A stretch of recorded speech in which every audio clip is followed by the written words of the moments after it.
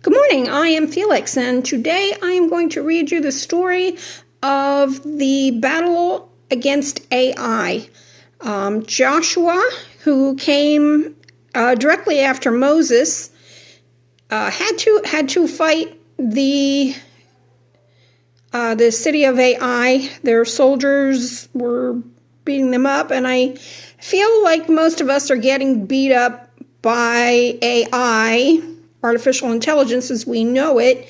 And so let's read how to defeat AI. Okay, so this is the map of the portion of the tribes. I have been to Israel, and I believe this little area right here is Gaza. So as you can see, here's the map. Okay, so the Bible that I am using is the Israel Bible. This is Torah, Nevi'im, Ketuvim, which means Moses, prophets, and wisdom, by Menorah Publishing. Okay, and so here we go. The blessing that we read, that we say before reading the Haftarah, goes like this. It says, this is my hair. Let me throw on my prayer veil first. Okay.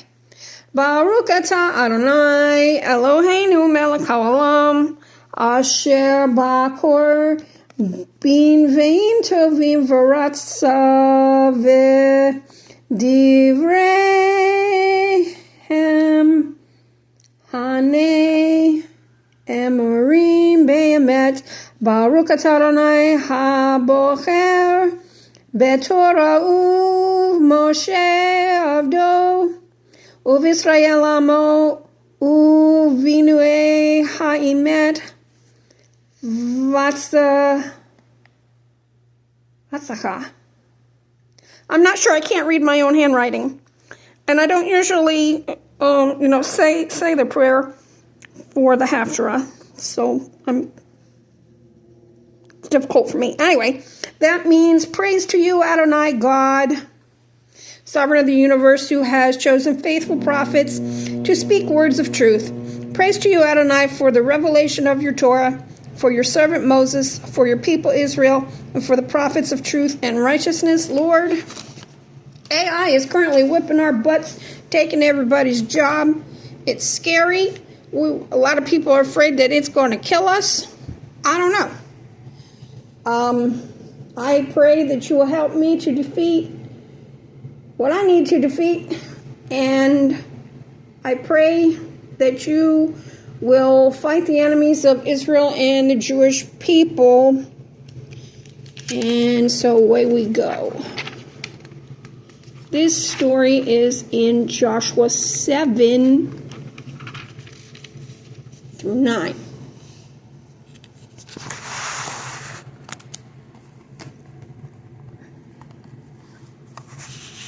I want you to be able to see what I'm reading as best as you can. Okay, so the Israelites, however, violated the proscription. Achan, son of Carmi, son of Zabdi, son of Zerach, of the tribe of Yehudah, took of that which was prescribed, and Hashem was incensed with the Israelites. Yehoshua sent men from Jericho to Ai, which lies close to Beit Aven, east of Beit El, with orders to go up and spy out the country. So the men went up and spied out Ai. They returned to Yehoshua and reported to him, "Not all the troops need to go up.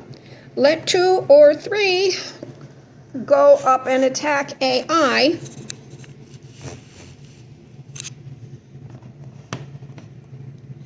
Do not trouble all the troops to go up there. For the people, there are few." So about 3,000 troops marched up to there, but they were routed by the men of Ai. The men of Ai killed about 36 of them, pursuing them outside the gate as far as Shebarim and cutting them down along the descent. And the heart of the troops sank in utter dismay. Yehoshua thereupon rent his clothes. He and the elders of Israel lay until evening with their faces to the ground in front of the Aron of Hashem, and they strewed earth on their heads. Ah, Hashem, cried Yehoshua, why did you lead this people across the Yarden only to deliver us into the hands of the Amorites, to be destroyed by them? If only we had been content to remain on the other side of the Yarden. Oh, Hashem, what can I say after Israel has turned tail before its enemies?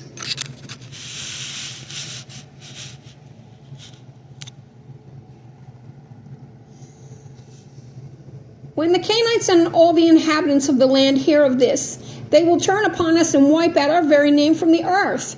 And what will you do about your great name? But Hashem answered Yehoshua, arise, why do you lie prostrate? Israel has sinned. They have broken the covenant by which I bound them. They have taken of the prescribed and put it in their vessels, and they have stolen. They have broken faith.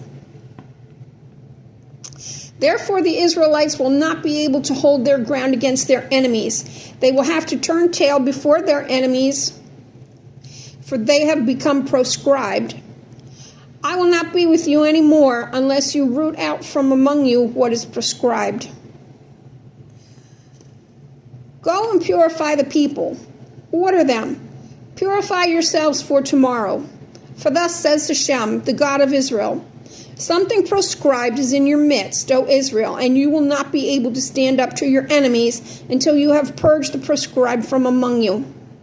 Tomorrow morning you shall present yourselves by tribes. Whichever tribe Hashem indicates shall come forward by clans, and the clan that Hashem indicates shall come forward by ancestral houses, and the ancestral house that Hashem indicates shall come forward by man.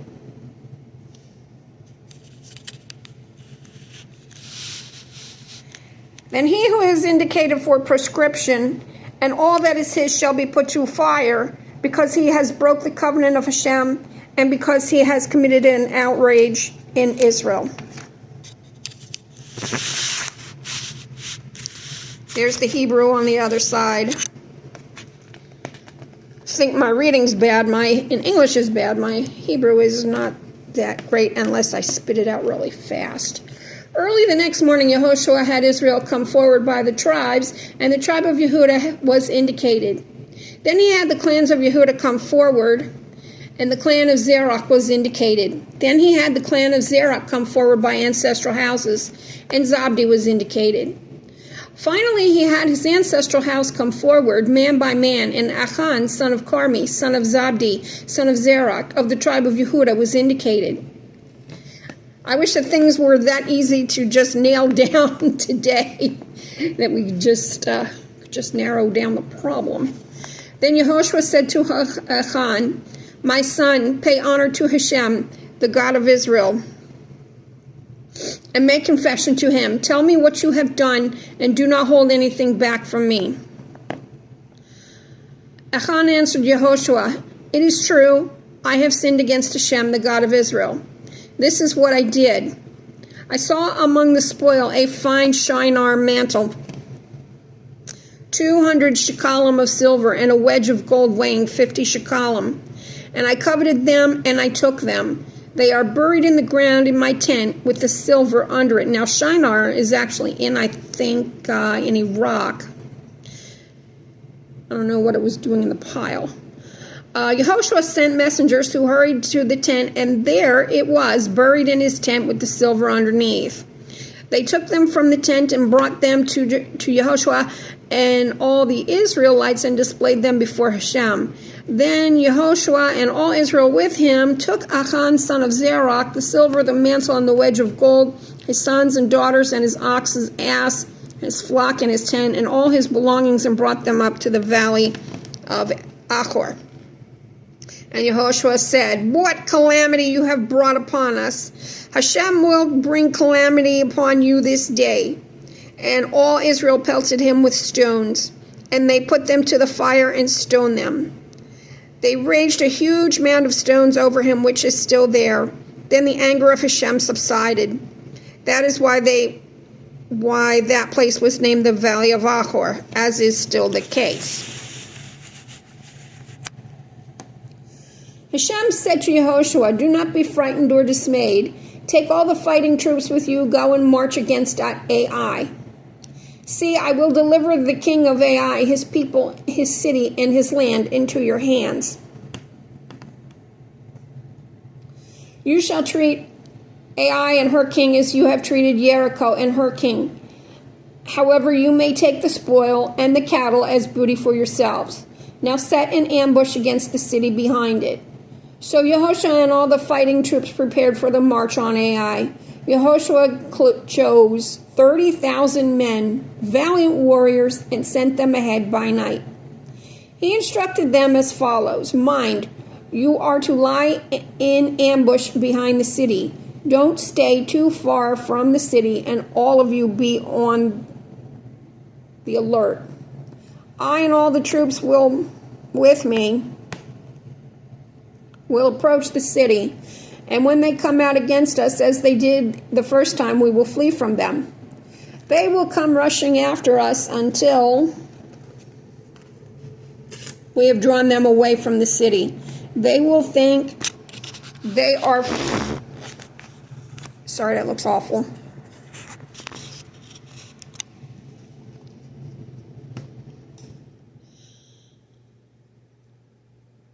They will come rushing after us until we have drawn them away from the city, and they will think they are fleeing from us the same as last time. But while we are fleeing from before them, you will dash out from your ambush and seize the city, and Hashem your God will deliver it into your hands. And when you take the city, set it on fire. Do as Hashem has commanded. Mind, I have given you your orders." Yehoshua then set them off, and they proceeded to the ambush. And they took up a position between Ai and Bethel, west of Ai, while Yehoshua spent the night with the rest of the troops. Early in the morning, Yehoshua mustered the troops, and then he and the elders of Israel marched upon Ai at the head of the troops. All the fighting force that was with him advanced near the city and encamped to the north of Ai, which was with a hollow between them and Ai. He selected about 5,000 men and stationed them as an ambush between Bethel and Ai, west of the city.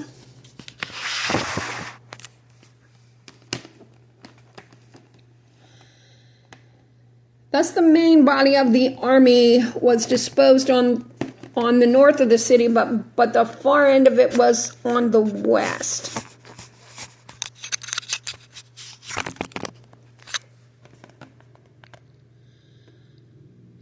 This was after Yehoshua had spent the night in the valley. When the king of Ai saw them, he and all his people, the inhabitants of the city, rushed out in the early morning to the meeting place, facing the Arabah, to engage the Israelites in battle, for he was unaware that a force was lying in ambush behind the city.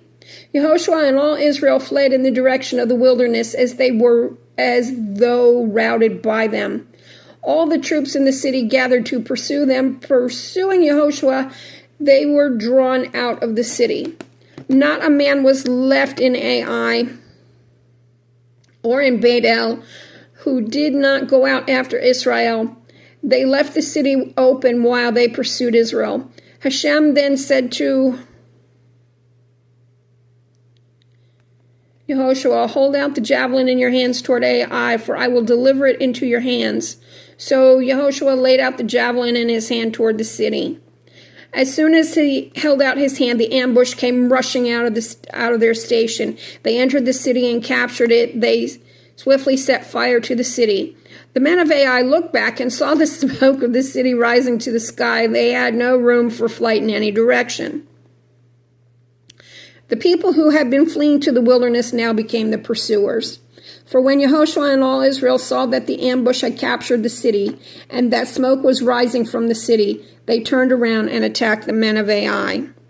Now the other Israelites were coming out of the city against them, so that they were between the two bodies of Israelites, one on each side of them.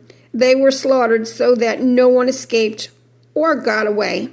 The king of Ai was taken alive and brought to Yehoshua.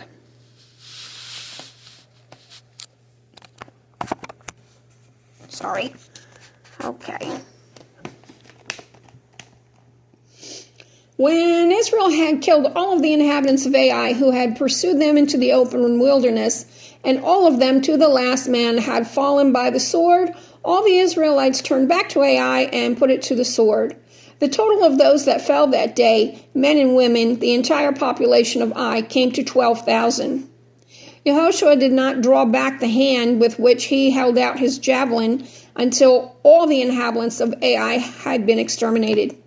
However, the Israelites took the cattle and the spoil of the city as their booty, in accordance with the instructions that Hashem had given to Yehoshua. Then Yehoshua had burned down Ai and turned it into a mound of ruins for all time, a desolation to this day.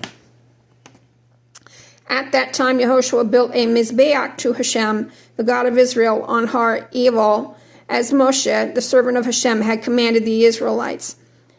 As is written in the book of the teaching of Moshe, a Mizbeach of unhewn stone, upon which no iron had been welded.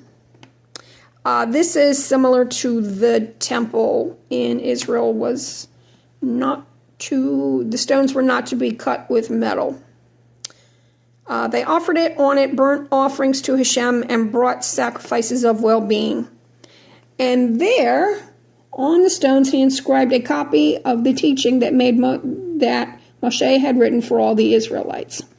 All Israel, stranger and alike, with their elders, officials, and magistrates, stood on either side of the Aron, facing the Levitical Kohanim, who had carried the Aron Brit Hashem, which means like the Ark of the Covenant. Half of them faced Mount Gerizim, and half of them faced Har Ebal, as Moshe, the servant of Hashem, had commanded them of old in order to bless the people of Israel.